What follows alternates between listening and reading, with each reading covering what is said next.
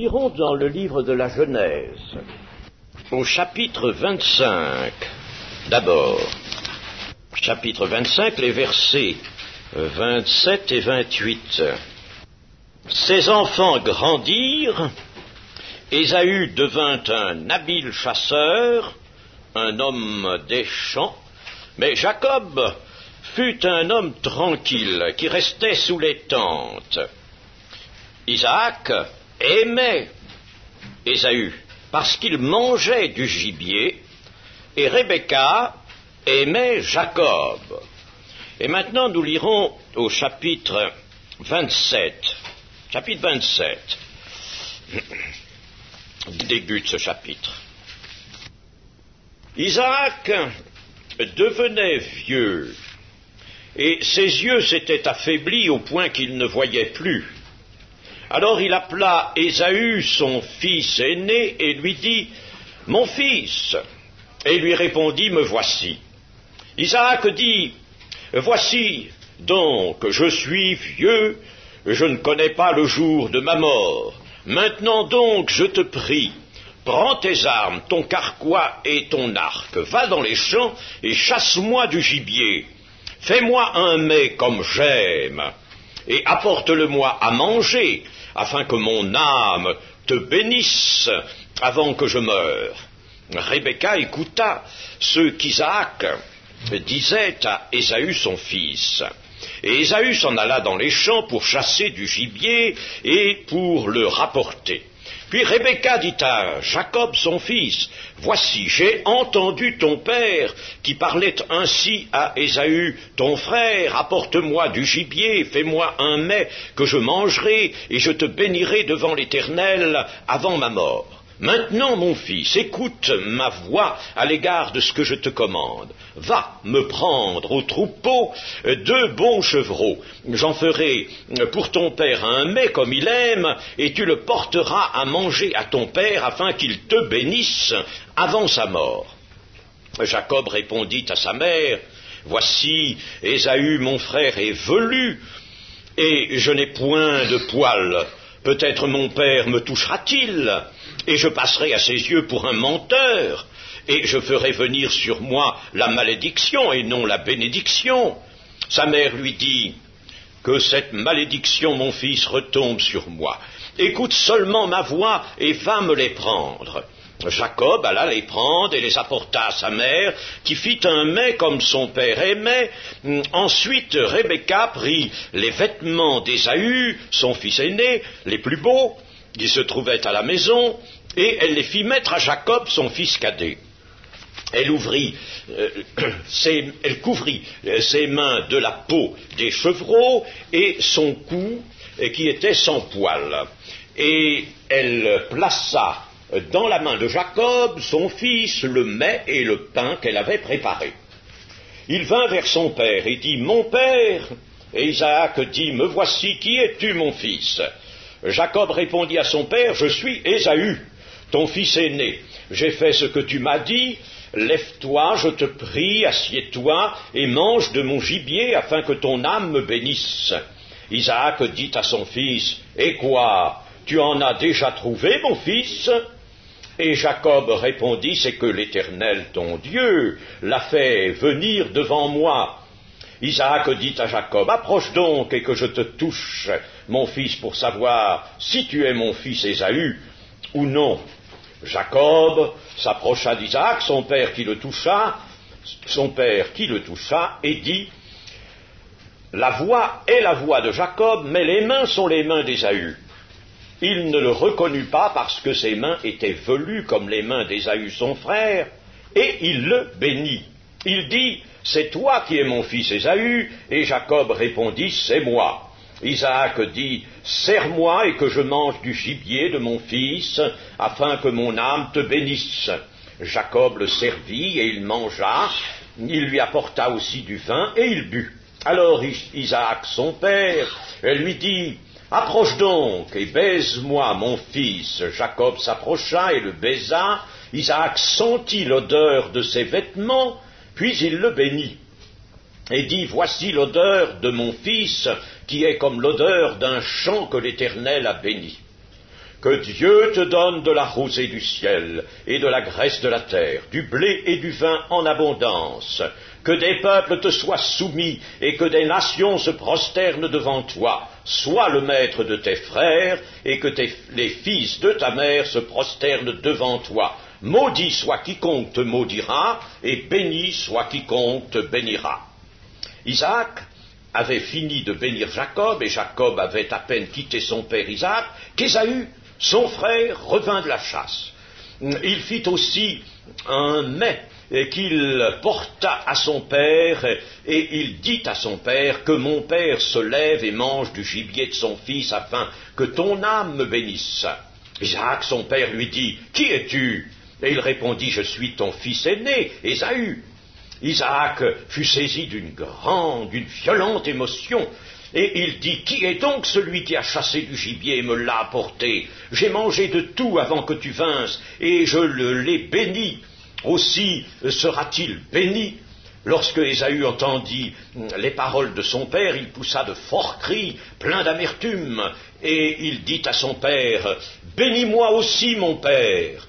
Isaac dit, ton frère est venu avec ruse, et il a enlevé ta bénédiction.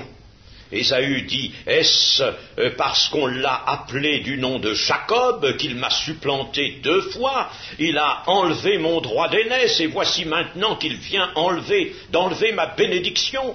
Et il dit, n'as-tu point réservé de bénédiction pour moi? Isaac répondit et dit à Ésaü, voici, je l'ai établi ton maître, et je lui ai donné tous ses frères pour serviteurs, je l'ai pourvu de blé et de vin, que puis-je donc faire pour toi, mon fils?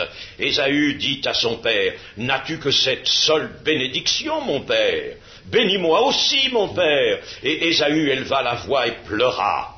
Isaac, son père, répondit et lui dit, voici, ta demeure sera privée de la graisse de la terre et de la rosée du ciel d'en haut. Tu vivras de ton épée et tu seras asservi à ton frère, mais en errant librement çà et là, tu briseras son joug de dessus ton cou.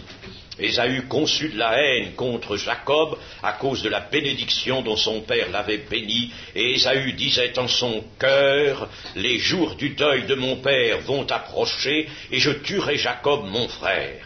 On rapporta à Rebecca les paroles d'Ésaü, son fils aîné. Elle fit alors appeler Jacob, son fils cadet, et lui dit, voici, Ésaü, ton frère, veut tirer vengeance de toi en te tuant. Maintenant, mon fils, écoute ma voix, lève-toi, fuis chez Laban, mon frère, à Charan, et reste auprès de lui quelque temps, jusqu'à ce que la fureur de ton frère s'apaise, jusqu'à ce que la colère de ton frère se détourne de toi, et qu'il oublie ce que tu as fait. Alors je te ferai revenir. Pourquoi serais-je privé de vous deux en un même jour? Rebecca dit à Isaac, je suis dégoûté de la vie à cause des filles de Heth. Si Jacob prend une femme comme celle-ci parmi les filles de Heth, parmi les filles du pays, à quoi me sert la vie? Amen. Ésaü était parti à la chasse. C'était là son activité, c'était sa vie. En cette circonstance, le proverbe dit vrai, d'ailleurs le proverbe s'appuie sur ce récit, le proverbe courant, celui qui va à la chasse perd sa place, et Ésaü a perdu sa place, il a perdu bien plus qu'une place. Isaac était donc le fils d'Abraham, fils de la promesse, héritier des promesses faites par Dieu à Abraham. Il était le second chaînon dans la famille patriarcale. Et les promesses allaient passer de l'un à l'autre. C'étaient des promesses à longue échéance. Isaac était un homme craignant Dieu et servant Dieu.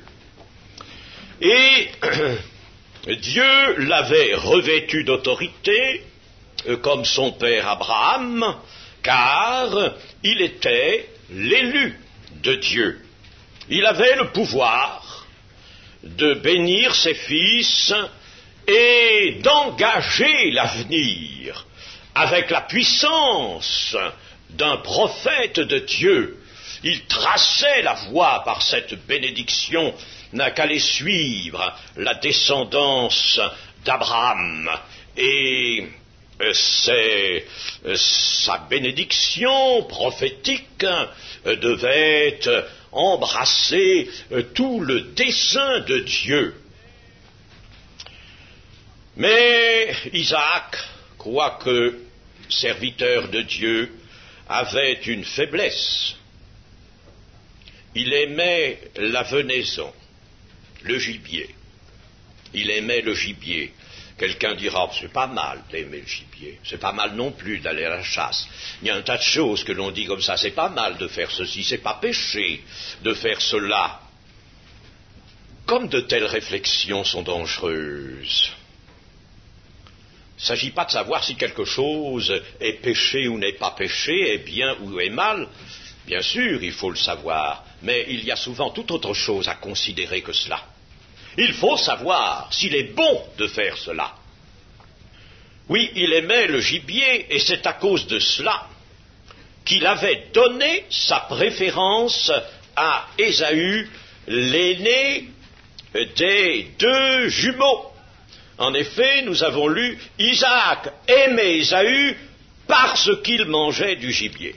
Et Isaac aimait Ésaü parce qu'il mangeait du gibier. Sa préférence venait de là. Ce n'était pas une estime fondée sur quelque qualité particulière qu'eût présenté Ésaü, non. C'est parce que, par lui, il avait ce gibier qu'il aimait. Ésaü, lui, était devenu, nous dit le texte, un habile chasseur.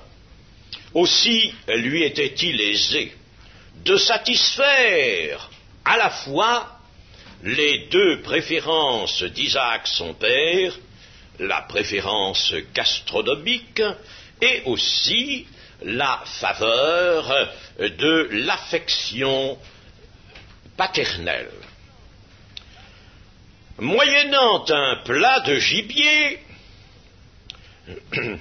nous dit le chapitre 27 que nous avons lu, moyennant un plat de gibier, Isaac se dispose à bénir son fils aîné.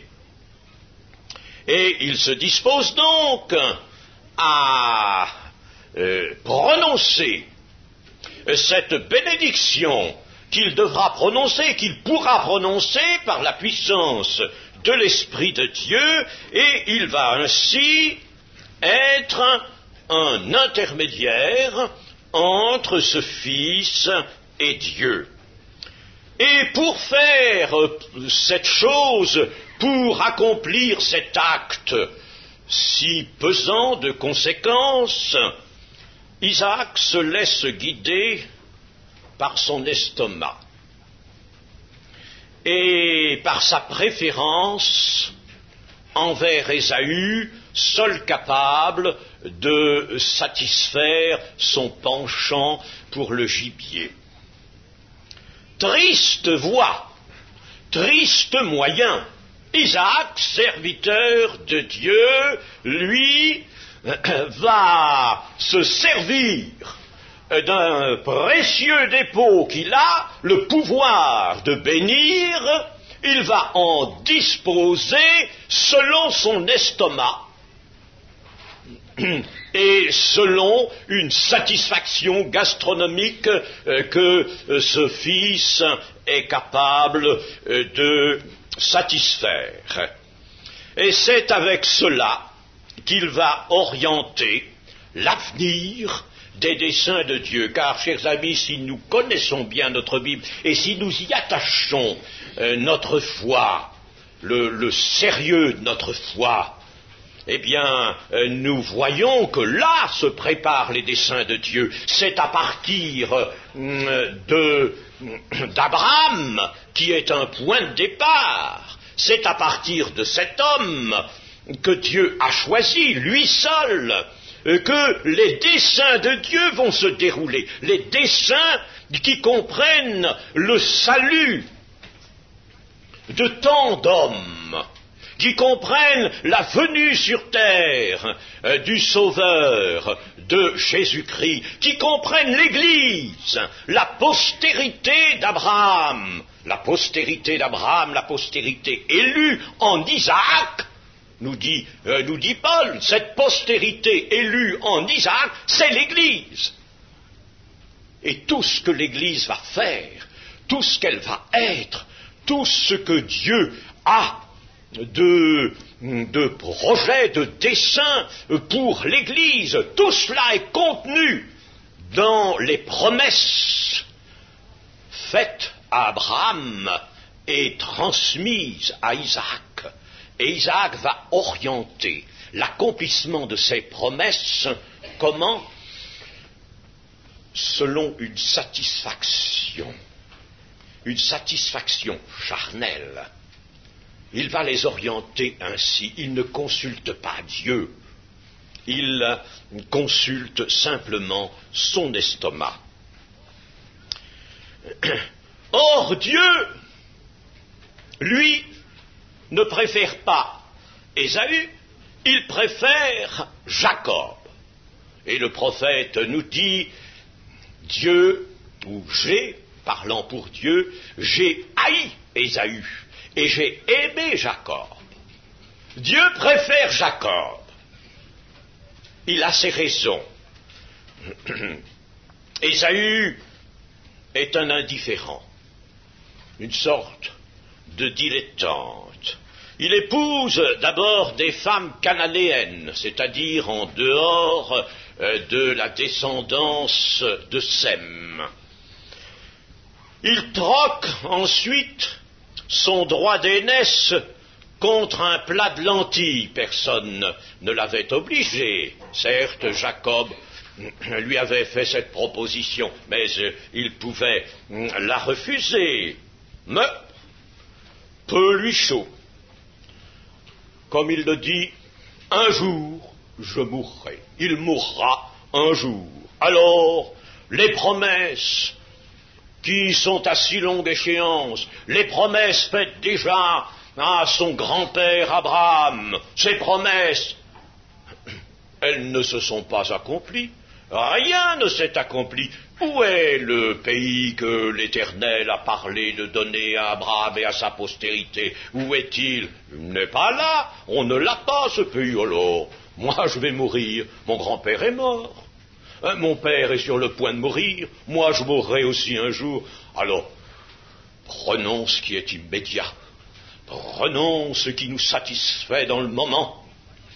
Et alors, voilà, Ésaü est comme, selon un mot du Nouveau Testament, comme il est appelé, Ésaü est un profane,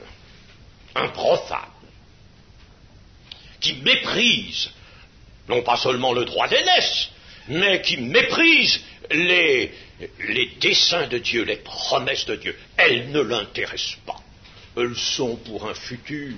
Si tant est qu'elles s'accomplissent un jour, elles sont pour un certain futur. Il n'y croit pas. J'ai haï Ésaü. De même que Dieu haïra, et c'est le mot à employer, tout homme, toute femme, aujourd'hui, qui aura cet esprit-là, qui préférera tenir que courir, comme on dit, qui préférera tenir maintenant, plutôt que de s'en rapporter, plutôt que de se fonder sur les promesses de Dieu. Un danger est là. Un danger est là. Le plan de Dieu, en effet, va se trouver entièrement dérouté si Ésaü reçoit la bénédiction paternelle. Et Isaac, écoutant son estomac, écoutant sa préférence, écoutant son égoïsme, Isaac est sur le point de faire l'opposé de la volonté de Dieu. Ce que Dieu ne veut pas, il va le faire. Il ne s'en inquiète pas de ce que Dieu veut. Il est sur le point de faire l'opposé. Mais c'est grave, nous avons dit, c'est au départ même du déploiement des desseins de Dieu, de la mise en place de ces desseins à travers les arbres. C'est excessivement grave. L'ennemi est dans l'ombre. Et l'ennemi, certainement, a pu agir peut-être, non pas peu sur l'estomac d'Isaac, mais en tout cas sur sa décision, mais en tout cas sur son désir qui l'occupe de manger encore un de ces bons plats de gibier que son fils aîné s'est préparé. Alors, Rebecca, qui a entendu les paroles de son époux, est bouleversée. Alors elle imagine un stratagème pour détourner sur Jacob son fils préféré à elle, pour le détourner sur Jacob la bénédiction que le père veut donner à Ésaü. Le fils préféré de la mère est-il là en concurrence avec le fils préféré du père? Mais il se trouve que Rebecca est dans le vrai. Elle est dans le vrai. Elle connaît la préférence de Dieu. Et comment la connaît-elle? Alors qu'elle attendait ces deux jumeaux et que des signes inquiétants se manifestaient en elle, elle s'était adressée à Dieu et avait dit, si, alors, moi qui étais stérile, si je suis enceinte maintenant, pour que quelque chose de tout à fait anormal, troublant, se produise, mieux vaudrait que je ne le sois pas. Et Dieu de lui dire, il y a deux peuples dans ton sein, et le plus grand sera assujetti au plus petit, ce qui voulait dire que l'aîné sera assujetti au fils cadet. Et c'est le fils cadet qui doit être béni. Et elle le sait. Sa préférence est bonne. Sur quoi était-elle basée, sa préférence? Peut-être sur cette parole de Dieu. En tout cas, elle allait dans le sens de la volonté de Dieu. Mais son moyen n'est pas bon. Son moyen n'est ni droit ni honnête.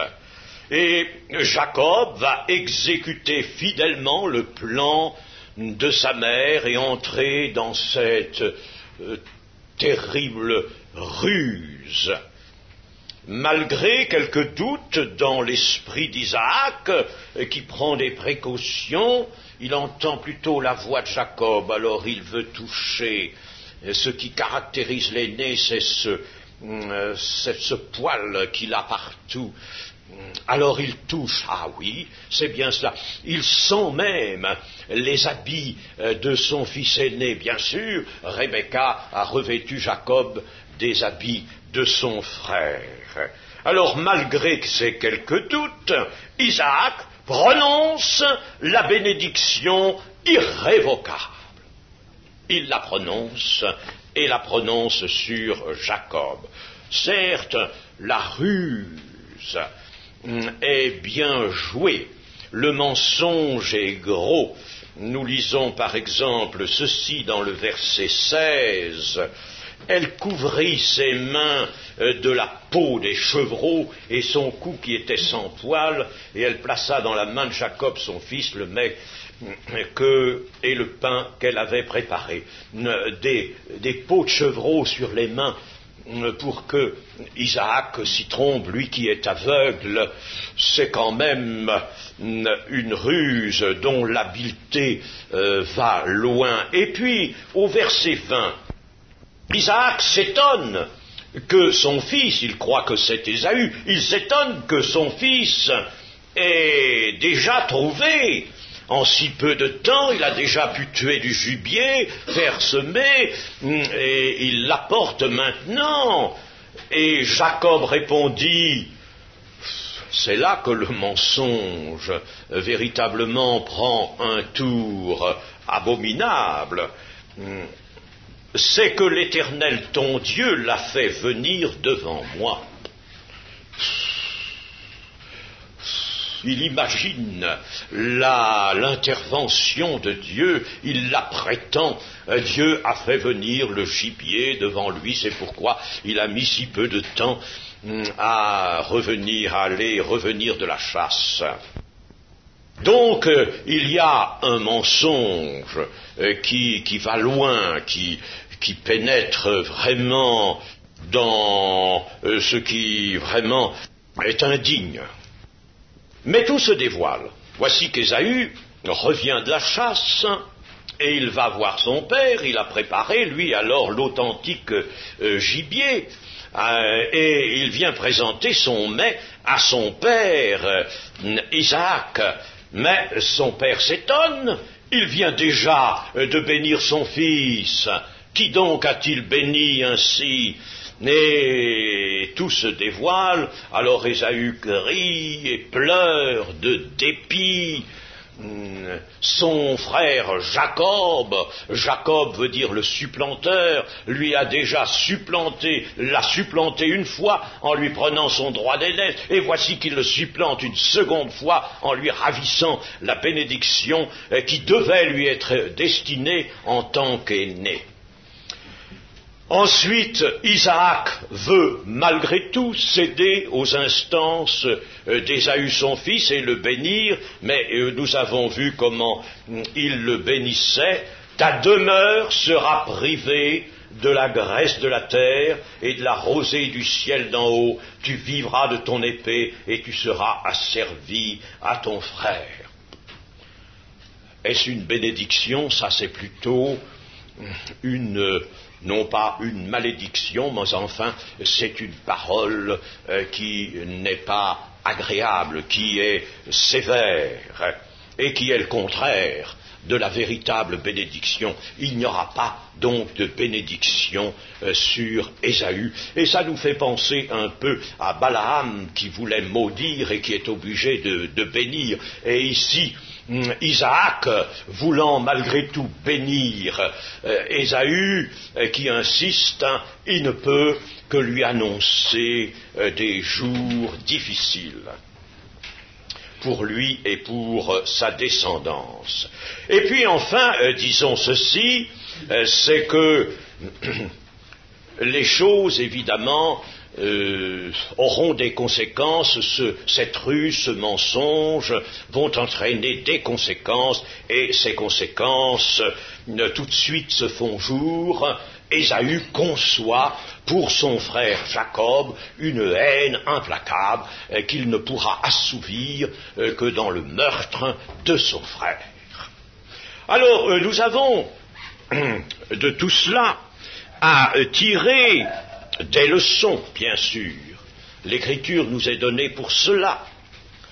Nous pouvons d'abord dire ceci, c'est que le dessein de Dieu se trouve ici dans les limites d'une famille. C'est la famille patriarcale, mais il n'y a qu'elle. Le dessein de Dieu est là, contenu dans les limites de cette famille, et si bien que ce qui advient dans cette famille est en rapport étroit avec le dessein divin. Donc une affaire de famille, il y en avait déjà une affaire de famille, et on verra cela tant que le dessein sera contenu dans la famille patriarcale. Les affaires de famille deviennent des affaires touchant, intéressant, conditionnant même le dessein de Dieu. Rebecca, avons-nous dit, est dans le vrai, puisque Dieu l'avait averti que le plus grand serait assujetti au plus petit, l'aîné assujetti au cadet. Mais sa ruse ne peut pas être, certes, le moyen de Dieu. On ne peut pas établir, l'apôtre Paul dans les Romains le remarque, on ne peut pas établir la vérité de Dieu par le moyen du mensonge. Cela n'est pas possible. Donc, sa ruse est véritablement en dehors des voies de Dieu, Et si elle n'avait pas alors employé cette ruse, que serait-il arrivé? Ésaü ne serait rentré avec son mets, il s'en fallait d'ailleurs de quelques instants seulement, et Isaac aurait prononcé la bénédiction, celle de l'aîné, il l'aurait prononcée vraiment sur Ésaü, contrairement à la volonté de Dieu. N'est-ce pas? À vue humaine, évidemment, c'est ce qu'on dit, et par conséquent, à vue humaine, on peut très bien conclure, eh bien, Rebecca a avisé, certes, la tromperie, la ruse, ce ne sont pas des moyens d'ordre moral, mais enfin, dans un cas comme celui-là, une situation pareille, elle a tout de même concouru à redresser le cours des desseins de Dieu. Non, non, on ne peut pas dire cela. Les vues humaines, d'ailleurs, ne sont pas propres à estimer ce qu'il convenait de faire. Ce qu'il convenait de faire, c'était de remettre les choses à Dieu. Rebecca savait prier Dieu, on savait prier Dieu, Jacob savait prier Dieu aussi, puisqu'il se tenait tranquille sous les tentes, c'est-à-dire sous les tentes de Sem. Et sous les tentes de Sem, on invoquait Dieu. On invoquait Dieu sous les tentes de Sem. Et il y avait là une bénédiction. On avait donc à prier Dieu, lui montrer cette chose, et Dieu a des moyens, lui, il serait intervenu, et les choses se seraient mises en place par son intervention. Dieu n'aurait pas laissé Ésaü recevoir la bénédiction de l'aîné, bien qu'il était l'aîné, il ne l'aurait pas laissé devenir cohéritier des promesses, puisqu'il en était indigne. Alors il n'y avait aucune raison de devancer par la ruse et la tromperie l'intervention de Dieu. Et cette ruse eut des conséquences graves, se projetant sur de nombreuses années. On n'en a pas fini avec les conséquences du mal et du mensonge. Elle se projette sur de nombreuses années. Elle donne une orientation, une tournure aux événements. Et sur leur chemin, elles font naître des souffrances, des larmes. Il en est toujours ainsi, mes amis. Et dans l'Église, on voit cela souvent. On le voit dans l'Église, il faut le dire, il arrive que l'on ait désobéi, il arrive que l'on n'ait pas été droit en toutes choses. Conséquence, alors des malheurs, des difficultés, des souffrances, et on n'en sort pas. Souvent ces difficultés sont inextricables, elles sont nées du péché. Mes amis, nous avons à toujours dire la vérité et toujours agir avec droiture, comme la loi le recommandait au peuple d'Israël. Rebecca sera privée de son fils. Elle calculait que son fils s'absenterait pendant un moment pour aller dans sa famille à Charan et qu'il reviendrait de là quand Ésaü serait un peu apaisé et qu'elle le reverrait. En réalité, elle ne reverra jamais ce fils. Il restera longtemps là-bas et elle mourra avant son retour. Mais on peut dire ceci avec assurance, c'est que elle souffrit certainement beaucoup de ce départ de son fils préféré Jacob. Alors nous pouvons dire aussi comme leçon pour nous, prenons garde à nos décisions. À nos décisions, car nous avons à prendre des décisions, et Dieu veut que nous prenions des décisions. Dieu désire que nous sachions prendre des décisions. Il arrive souvent que devant une décision qui nous laisse incertains, hésitants, nous disions « Ah, je voudrais bien connaître la volonté de Dieu », puis nous la cherchons souvent très mal, cette volonté de Dieu. Mais nous avons à prendre des décisions, et nous sommes dans l'Église de Jésus-Christ. N'avons-nous pas nous aussi à travailler au dessein de Dieu. Le dessein de Dieu, mais il s'est élargi aujourd'hui, il n'est plus contenu dans une famille patriarcale, il est contenu dans la grande famille, l'Église. Le dessein de Dieu. Voilà la famille dans laquelle est maintenant contenu le dessein de Dieu. Et tous les membres de la famille ont quelque chose à faire dans ce dessein de Dieu. Ne sommes-nous pas en effet co-héritiers avec Christ? Si Isaac était co-héritier d'Abraham, son père, nous sommes co-héritiers de Christ. Alors comment prenons-nous nos résolutions, les petites et les grandes, si tant est qu'il y en ait des grandes, mais des résolutions qui peuvent avoir des conséquences, des résolutions, et du fait que nous sommes enfants de Dieu, que nous sommes dans la famille de Dieu, dans la famille à qui les desseins de Dieu sont maintenant confiés, alors nous avons quelque chose à faire et nos actes, nos décisions, nos résolutions ont de l'importance. Et comment dirigeons-nous nos actions? Comme Isaac, nous avons nous aussi peut-être un point faible. Ça peut varier ce point faible, mais nous en avons un peut-être, un point faible. Nous avons une faiblesse aussi, nous avons un penchant, comme il en avait un, et c'est toujours du côté de la chair que cela se tient. Ça ne peut pas être ailleurs. L'homme spirituel, lui, n'a pas de penchant. L'homme nouveau n'en a pas, mais l'homme naturel peut en avoir. Il en a. Alors, allons-nous agir selon l'égoïsme parce que nous obtenons satisfaction d'un certain côté? Allons-nous agir par ce côté-là, là où nous obtenons les satisfactions de la chair? Ah, chers amis, cela demande réflexion, parce que combien de graves inconvénients, de graves conséquences sont nés précisément du fait du comportement des membres de l'Église qui ont fait ceci, qui ont dit cela. Combien de graves conséquences dans l'Église. L'Église en a souvent été bouleversée, quelquefois ravagée de ses résolutions, de ses actions, de ses paroles, qui sont nées en raison des faiblesses, qui sont nées là, au point faible de ceux qui ont fait ces actes ou pris ces résolutions. Savons-nous dominer les préférences humaines?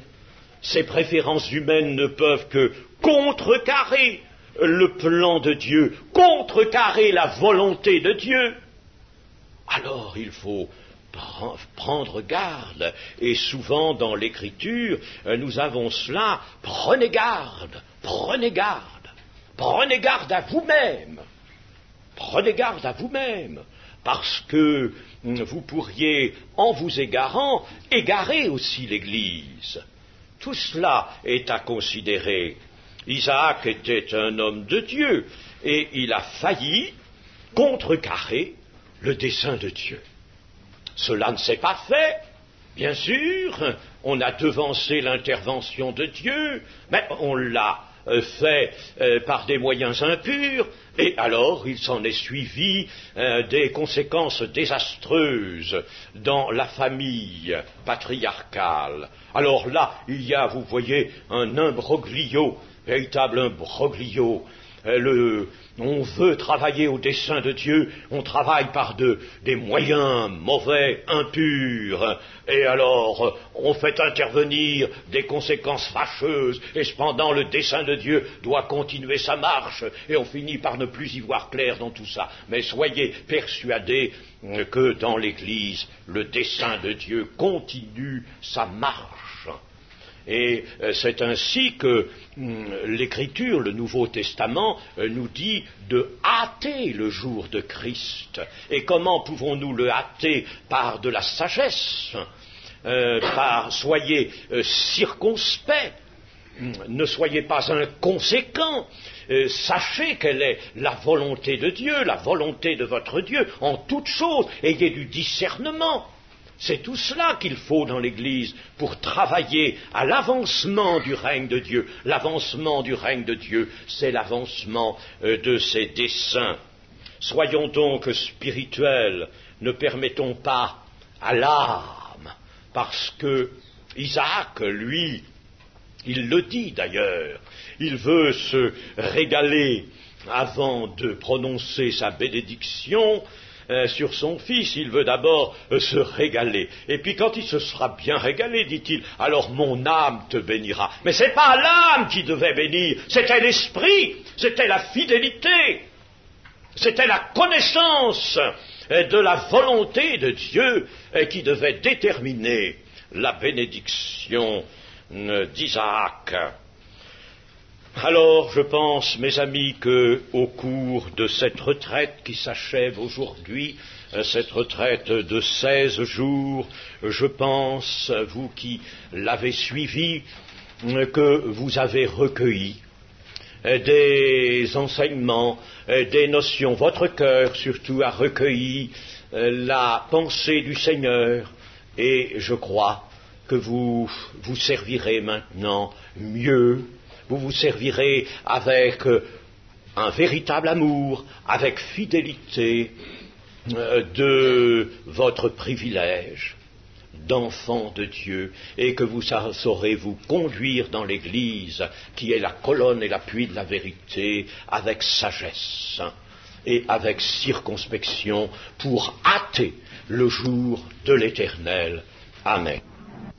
Nous réclamons, Seigneur, ta présence, de ton esprit, le feu, la puissance, viens et demeure au milieu de nous, bénis ce rendez-vous, par le bien-aimé Maître, oh oui,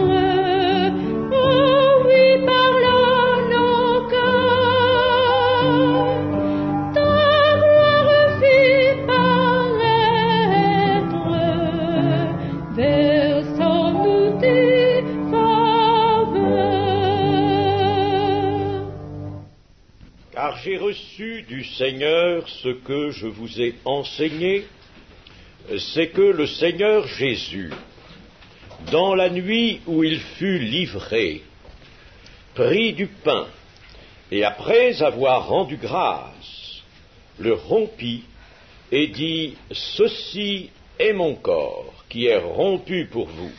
Faites ceci en mémoire de moi. » De même, après avoir soupé, il prit la coupe et dit, « Cette coupe est la nouvelle alliance en mon sang. Faites ceci en mémoire de moi toutes les fois que vous en boirez, car toutes les fois que vous mangez ce pain et que vous buvez cette coupe, vous annoncez la mort du Seigneur jusqu'à ce qu'il vienne. C'est pourquoi celui qui mangera le pain ou boira la coupe du Seigneur indignement sera coupable envers le corps et le sang du Seigneur. Que chacun donc s'éprouve soi-même, et qu'ainsi il mange du pain et boive de la coupe, car celui qui mange et boit sans discerner le corps du Seigneur mange et boit un jugement contre lui-même. Amen. Amen. La scène que le Seigneur Jésus a entendu donner à son Église comme un signe est-elle différente des autres signes? Et je veux parler surtout des miracles. Les miracles que nous aimons lire, méditer, retrouver dans les évangiles et qui sont pour nous par excellence des actes de puissance. Alors, le Seigneur nous a donné, lui, un signe, la scène, si simple en son accomplissement. Un peu de pain que nous partageons tous, un pain rompu, une coupe à laquelle nous buvons tous et qui est la coupe des bénédictions, la coupe de l'alliance fondée sur le sang rédempteur du Seigneur. Ce signe est-il moins puissant que les signes où nous sommes portés à voir la puissance par excellence? Eh bien non. Il faut que nous sachions que le miracle et la scène sont des signes. Il y a dans la langue originale du Nouveau Testament, le grec, il y a un mot fréquemment employé, très fréquemment employé, et qui est traduit par miracle, et qui signifie textuellement un signe. Le miracle est un signe. La scène est un signe aussi. Et ce que nous avons lu le rappelle bien. Vous annoncez, toutes les fois que vous mangez ce pain et que vous buvez cette coupe, vous annoncez la mort du Seigneur jusqu'à ce qu'il vienne. C'est un signe. Vous annoncez le grand accomplissement et vous annoncez le royaume des cieux qui vient. Et ce sont des signes de puissance tous deux. La puissance de Dieu n'est pas seulement manifestée dans ce qui se voit, je dirais même qu'elle est davantage manifestée dans peut-être ce qui ne se voit pas comme une manifestation de puissance, comme un acte merveilleux, prodigieux, un acte éclatant. La puissance de Dieu a été manifestée par Jean-Baptiste, qui n'a jamais fait de miracle. La puissance de Dieu est dans toute sa parole, et le Seigneur a bien dit à ses contemporains surtout, mais cela nous parvient bien sûr, vous ne comprenez ni les Écritures, ni la puissance de Dieu. Dans les Écritures bien comprises, il y a la puissance de Dieu. Et la scène est elle, je dirais, c'est elle qui est par excellence le grand acte de la puissance de Dieu, acte que le Seigneur nous a donné. Il ne se l'est pas réservé à lui-même, il l'a accompli pour nous le transmettre. Faites ceci en mémoire de moi. Il nous a transmis cet acte, ce signe. Nous pouvons tous y participer, nous devons tous y participer, parce que l'œuvre de Dieu, toute l'œuvre de Dieu, par Jésus-Christ son Fils, est exprimée dans la Sainte Seine. La Sainte Seine est donc ce signe majeur, ce signe lumineux qui est là dans l'Église. Quel dommage que d'aucuns ne l'aient pas compris et aient abandonné ce signe qu'est la Seine. C'est toute l'œuvre de Dieu qui s'y exprime. C'est bien entendu l'alliance scellée par le sang du juste et du véritable. C'est l'alliance, bien sûr, cela est explicitement dit. Et puis, c'est le don de la vie éternelle à ceux qui ont mangé et qui ont mangé la chair et bu le sang du Seigneur. Cela se fait une fois pour toutes.